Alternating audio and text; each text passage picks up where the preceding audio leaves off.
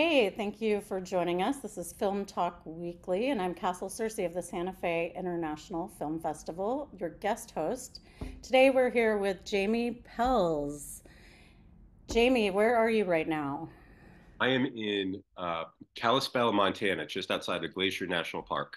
Okay, and what is your occupation? I'm a filmmaker. I'm predominantly a writer producer, and we've certainly gotten the chance to direct a few times. By the way, I think I said we. I don't know why I just referred to myself as we. The Royal We, yes. World we, yeah. The Royal, yes. But And what are some projects we might know you from? Uh, the biggest one is Making a Killing. That was an independent film that we actually filmed down in just outside of Santa Fe in Las Vegas, New Mexico. I worked for a number of TV shows doing rewrites, for CBS, NBC. Some I can't necessarily, say just because of NDAs and stuff like that, but we've got a number of short films that we had done, and we have a couple of features um, and a TV show that we're actually in the middle of development and pre-production. Can't talk about it? Oh, the ones that we're in pre-production for. Sure. Oh, those I can talk about. Okay. Oh yeah, we've got a feature called The Sundowners. You know about that one. I was bugging you about that a while back, but and that's I don't know. It's kind of like a romantic kind of thriller. I mean, you had seen it. It's kind of an off-putting kind of piece, but it touches on different things with regards to dementia, and that's in a feature format. And so we were into full development on that, and then a lot of the strikes happened, SAG-AFTRA and WGA. And the other thing that we're developing is something that kind of takes place up in here. And it's called Showpack. And so we're working on the subsequent episodes, but we have the pilot episode, and we're just kind of rounding out some of the stuff on that. So that's really really exciting. So And what's uh, that about? this one, it Those touches are on great names, by the way. Both of oh these names. Yeah. great, thank Your titles are excellent. you. Showpack is I'm really excited about that. It touches on different ideas of conservation. Uh, it hits a little bit about trafficking, human trafficking, especially up in this area. A lot of one group of people that get forgotten about are indigenous people, Native American people, and it's it's crazy to think about some of the stories that you get cemented in Especially your brain. women, right? Yes, it's Yeah. predominantly women, I've read a but it's lot about that. yeah. So we touch on different tones of that just to not bring awareness. I mean, it's the entertainment industry, so we want to entertain, but I think that we have an opportunity and really, I don't know, it's you know, it's more than that. It's kind of like a duty to really kind of bring some of this stuff to the table when we're telling our stories if we can, and like if you're doing like a Dumb and Dumber, I mean it might be kind of tough, but even then you can be creative with a lot of that. And so you are inspired by your location with this Yeah, series? this Okay. one was this one's very unique. I'd written the original, kind of like a treatment a number of years ago, and I didn't Castle. I had no idea where it should be. I thought maybe it could be in Detroit or Baltimore. I grew up in Rhode Island, so and I went to school in Maryland, so I'm kind of have like those leanings towards the East Coast, and at a certain point it just didn't feel right. And then once I got up here, and I kind of started seeing different things, there's a lot of growth, and so the conservation comes in because save our forest, save our wildlife, just all that kind of stuff, and it's really the growth here, the population in this area of Montana has grown significantly, post COVID, and so just kind of really hitting on some of those epitaphs. I'd mentioned something about indigenous people, and there's like I'm sandwiched between two reservations right now, so there's a lot of beauty and really being able to highlight that, but also some of the struggles. So, but I couldn't to answer your question. I started going off in the woods. I couldn't figure out until I came here. And then I was like, okay, this is where the story. So we did a page one rewrite, and I work with a guy named Davin Rogrout, and he's my writing partner. And Davin and I just, figured it out, and we're able to kind of, do a yin and yang, with telling the story and having good tension, good struggle. Cool. So do you write full time? Is that your? Up until up until last year, yeah. Uh-huh. I mean, it was I don't know. I don't know what a lot of other people do or did, but just the strike went on for a long time, and both strikes. And so in that time, I was able to continue to develop some stuff. There were some things that you just didn't really have, a good comfortability going in marketing or doing anything because a lot of people lost their shirt, and so I was pretty comfortable up here just because I had some, side work doing marketing and everything like that, and that kind of sustained for the most part. But it was things really got tight. So, but now that we're in a new year, now that we're kind of outside of the outside of that scope, I'm getting back into the swing of things. I don't want to show you the other side of the table because just stacks of paper, pens, pads, Show all. show us. Come on, show us. You know what? I'll just read. So like this is just a couple of scripts. There's a business plan. There's this is the show pack kind of bundle where we have like the first couple episodes, and we're trying to make sure the first one is really strong. So I'm a bit like I remember talking to a collaborator. His name is John Searcy, and we always talked about putting ourselves in the chair in the audience's seat, and so we have like a duty to just not have stuff that sucks. Um, and so he and I work together quite a lot all the time, and so so it's kind of like a fun dilemma where you have a lot of beautiful creative people that you get to work with, but like I said, we want to put out good work. But yeah, like that's not even the half of it. I mean, we've got these different pads. It's just like it's ridiculous. I mean, it's Yeah. the struggles of being a hack, right? I mean, that's kind of what the series that I'm putting together is about. Not the hack being a hack necessarily, but Oh, I would say that, yeah, tongue in cheek, but it's yeah, the climb. And I wanted to call it the struggle, but I don't want to say it's a struggle because you're doing what you love, but it's yeah. the climb because you're going to look back and be like, these are all, this is how I got here, you know?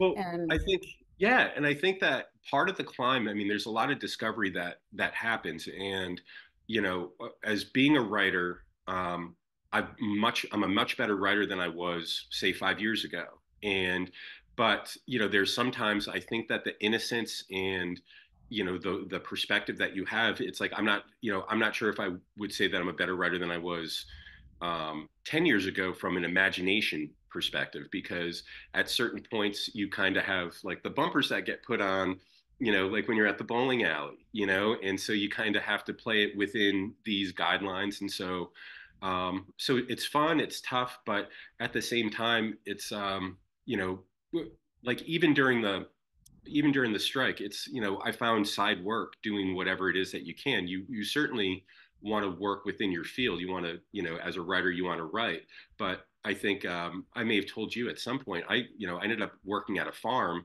just because for me it was a great opportunity just to be outside and like use your muscle and everything, but for the most part, you're just kind of doing physical labor. You're able to think, and so as a writer, that was like the best. It was like the best gig I probably had in a long time.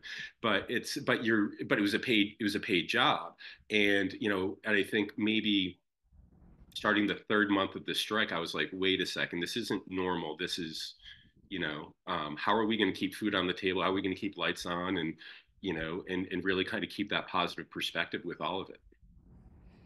so how do you get paid in film, like, or in writing, and like how does it work for those of us that don't know how Okay. it works? So there's a number of different ways. I mean, you can write a speculative script where you send it out, somebody likes it, and then they'll give you, a few bucks for it, or what have you. You can, you can go What's a ahead. few bucks Um, well, the to SAG you?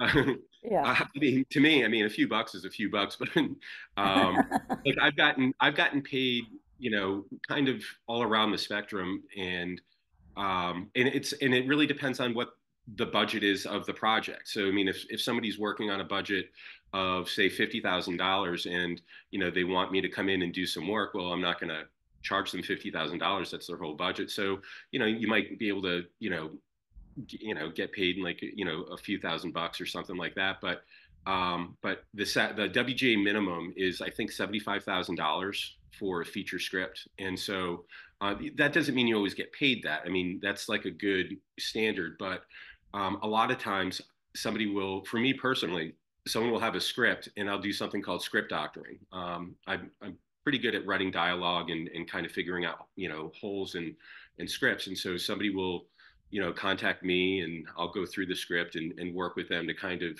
fill in some of the holes and kind of point out some of the, some of the dilemmas that they're going to have in moving forward, whether they want to make it or sell it. But And how do they find you to do this, or how do you find them? Like, how have you built, how, how do you get work?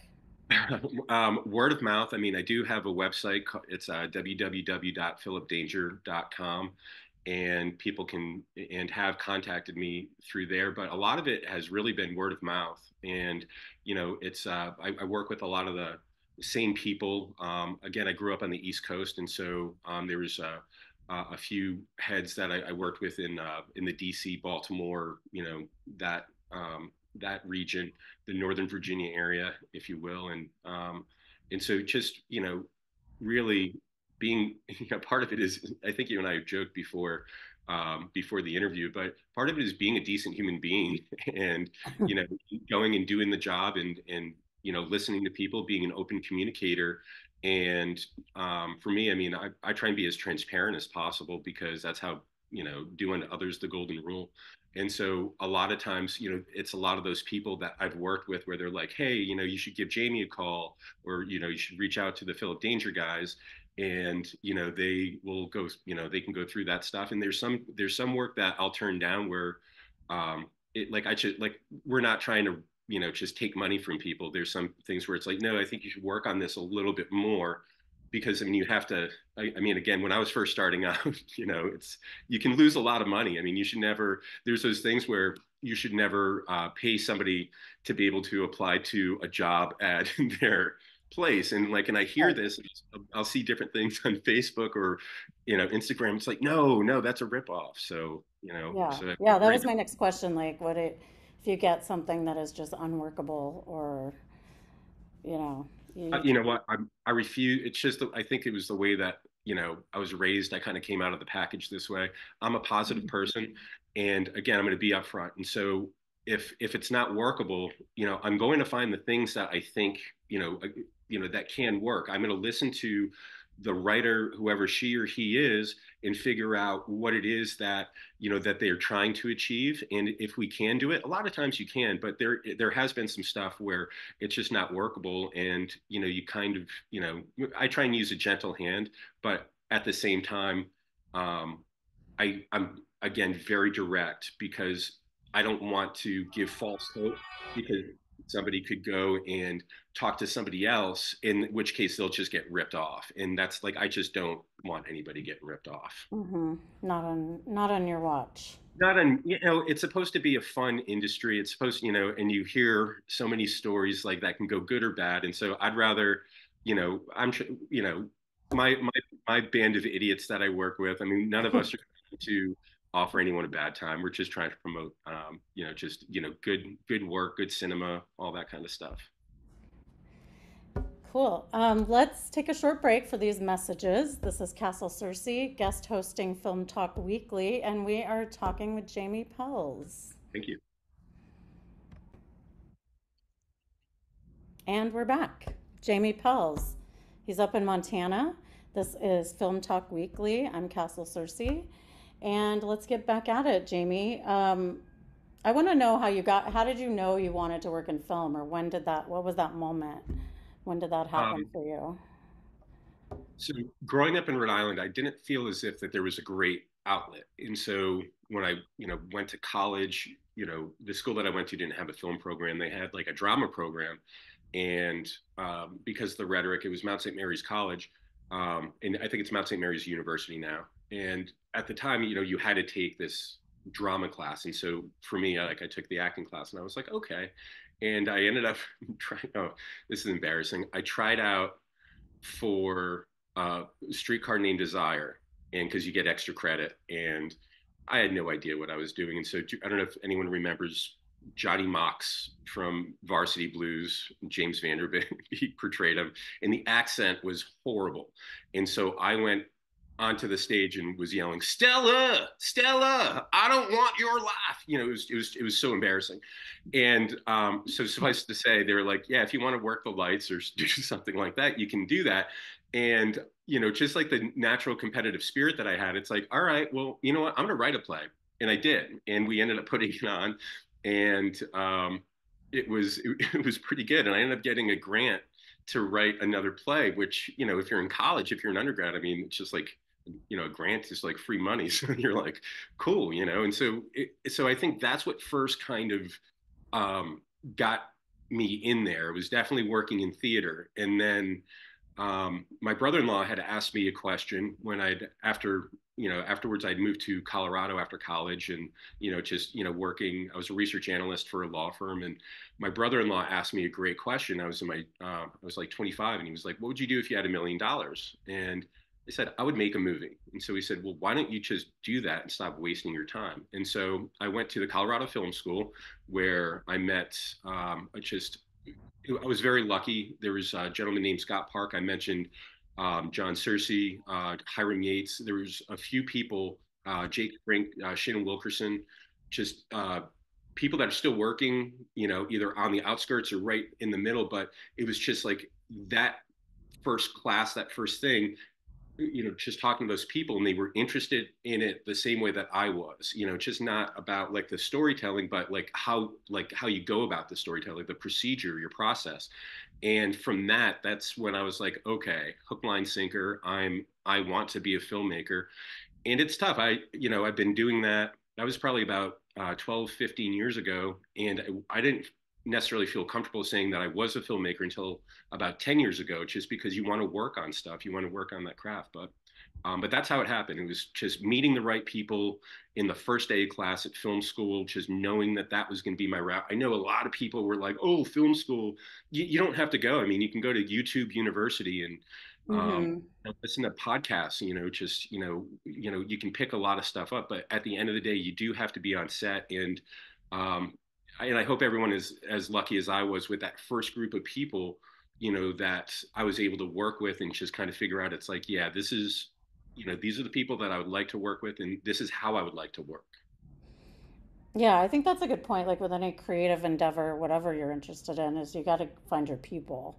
You got to put yourself out there to be around them. And it might have been a bad bet. Like you might have met like a bunch of, you called them a band of idiots, I think, but the wrong band of idiots, like real But idiots or something. Like, yeah, but and it's you got to and, take the chance to put yourself out there to meet your future collaborators. I think, if you don't show up, you got to show up, you right? have to show up. And I think, I mean, for me personally, and this isn't the bag for everyone. I was a little bit older, so um, I didn't show up at film school at like 22 or like 18 or something like that, which some people did. Like I think I was like 27, 28 years old. So I had that life experience. Like I knew what it was to have to pay rent. So it's like, yeah, we can go and, play the mess arounds, on at film school, or you can kind of take it seriously. And I think that whenever you find that people, like those people that do want to, that are taking it seriously, that know, that it's an investment in yourself, just in your conduct, and just the way that you're gonna learn and process and move forward. And you mentioned that you do marketing and you've done legal research. Like these are the things you do to make it work, or Yeah, like I mean, you the need marketing. other income, I'm assuming. So, Yeah, because so definitely during the strike, well, definitely right? during the strike, but even the legal research. I mean, I thought I was going to be a lawyer. I thought that was my You track, and seem so like a lawyer. I don't know if that's a good thing or a bad thing, but it's definitely helped out. I think when just the process, like my mental process, the way that I look at things, where it's just like, okay, it's not like black or white, but I mean, there's that you understand that it is black or white, but you do understand the gray, if that makes any sense. And but I haven't done that in a while. But as far as like doing marketing, just working on a farm. I mean, just in order to make it work. I mean, you kind of, you kind of make it work. I produced a couple spots for iHeartMedia. So yeah, I've had the opportunity to work with, Discovery Channel, PBS. I don't know. It's neat. It's wherever these opportunities come up as a producer or as a writer, then if it seems like it's going to be good people and something that it seems so hokey to say this, but I love like the human experience. I love growth. My own. I'm a flawed human being. I think everyone's flawed, and a lot of the characters you've read my stuff. A lot of the characters that I read are flawed because I think that's just a mirror of our society, and and I think that whenever you get an opportunity to just grow, and heck, even being this opportunity to be able to chat with you. I mean, this is just. I mean, this is awesome. I mean, it was just an opportunity for growth and just to be able to, just reconnect with, someone that's just wonderful. I think one thing I like about you and that I appreciate in people is loving the process, you know? Like it's not even about the ends justifying the means or like, that kind of stuff. Like just the process. If you love what you're doing, like the process can just be cool Yeah, enough, you know? it's like as far as I just watched a documentary about J.D. Salinger, and I'm going to speak to his writing only because it seemed like he might have been a creepball outside of that. Um, but as far as his writing, at a certain point, um, he's like he is a true writer because he stopped publishing, but he wrote every single day.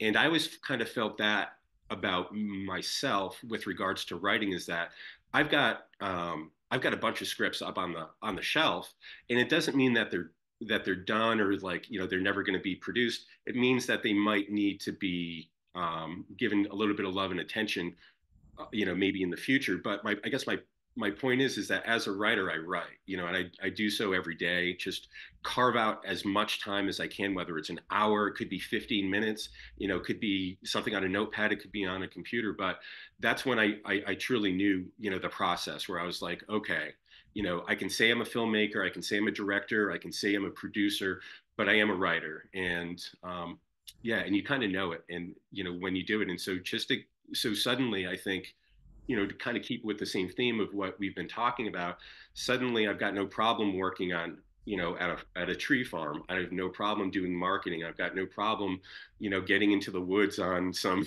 some interstitial that we're shooting for, Discovery Channel or History Channel. Because at the end of the day, if as long as I can write, and that's what it all supports. And just to kind of get these stories out and get these characters out. And are you always on? Are you always picking up things for stories or lines or like, or can you Oh, separate it when you're on the farm, you're doing the farm work or, no, it's it's really hard to kind of turn the engine off because it's af after after you direct your first movie, you you walk around the planet and it's all one big location scout. And so mm-hmm, it's kind of like, mm-hmm. oh man, I saw this cool stairway. I can tell you Yes. Yeah, I I have know. like a, it's horrible. Like suddenly, you and I have gone out for drinks before, and like, suddenly like I'm not being present to the group because I'm being present to the writer because I'm looking across the room and Right. it's just like there's a ridiculous human being that I'm going to end up, writing into something. And so it's really hard to do that. I mean, it doesn't mean that I'm like a crazy person out there just talking to myself, like going through the grocery store, but at the same time, it can be awfully it can be awfully difficult to be present. That's why, like, when I say you look like you seem like a lawyer, it's like if I was casting for a lawyer, I would cast you. That's where my mind goes to. So, Yeah, I appreciate that. um, Great question, by the way. yeah, thank you. Um, wish I had a little more time, but I want to talk about filming in New Mexico, what that was like for you. And I know that was your biggest, um, what you said your Yeah, most biggest one that well-known piece. yeah, Like, the tell biggest us one that I had about produced. that. Um, what an experience. I mean, just through and through. Because of my experiences working in Las Vegas, New Mexico, working with the people in Santa Fe, working with some of the folks in Albuquerque, I ended up moving to New Mexico because, just the watermelon skies. I mean, just the vistas, I mean, everything I about it. love It, it. Hmm. it just, I mean, the people are really, I mean, like it's a sense of community, but Las Vegas specifically, like just the people in the town, the police officers, the fire department. I mean, it was absolutely amazing. They were just so welcoming. I mean, like it was for that production, that was like one of our first big ones, and so we were kind of a little bit green in terms of like how to kind of get this stuff done, and they totally worked with us. There's a wonderful woman Mid Thunder casting, Angelique Mid Thunder. She's a friend. She just, gave us some great actors and just to work with. And I mean, just everything about it. I mean, I mean, there's a bunch of talent agencies that, for the people I can't, I don't have the list in front of me. But I mean, it was just the infrastructure was amazing. It was absolutely amazing. Just being able to find people, find like, just good people, like, competent people. And I've worked in Kentucky, I've worked in like even up, doing some stuff in Montana. I mean, they've got people, but the infrastructure isn't as set. And at that time, I mean, there wasn't like the Netflix and like, all these other studios down there. So, but they knew what they were doing. I mean, the people of like specifically Las Vegas, New Mexico, I mean, they were great. In fact, like I've gone back there a number of times just to visit because I like the people in the area so much. Hmm. And it was called Making a Killing that you were working on? Yeah, that film was making a killing, and so it was a small little indie, and it's it turned out okay. And but the main thing I think from that were just like a lot of like it goes back to the growth and experience. It was a lot of the people that we got a chance to work with and meet, that are still, not that have gone from being an acquaintance to being a coworker to being a flat out friend, and it's Hmm. great. Just really the experience of New Mexico working with, the film commission down there. I mean, they were fantastic. I mean, just the whole process. But I mean, it was, yeah, that like the whole experience as a whole, it was amazing. Just met some of the closest friends that I'll ever have. So, And where can we watch that? It's on uh, Amazon. yeah, I believe that's streaming on maybe Amazon Prime still. So yeah, we did that I think that one was about 8 years ago. So. Okay, starring Christopher Lloyd. Yes, Christopher Lloyd, Michael Jai White, Mike Starr, Jude Moran, the lovely, lovely Aida Turturro, Love Sally her. Kirkland. Yeah, so there's some heavy hitters in that, man. Some really good people. Yeah.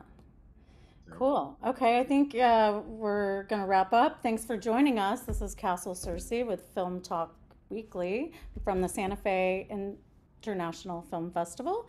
And this is Jaimie Pelz. Thanks for joining us. thanks so much for Can't, having me. can't wait to see what you're doing next. We'll follow up with you in the future. Um, Absolutely. yeah, cool. We'll Thank you see you so much next for the week. opportunity. We'll talk to you soon. Do I Okay. just close it like Smartless? Uh, you can stay on. Oh, okay.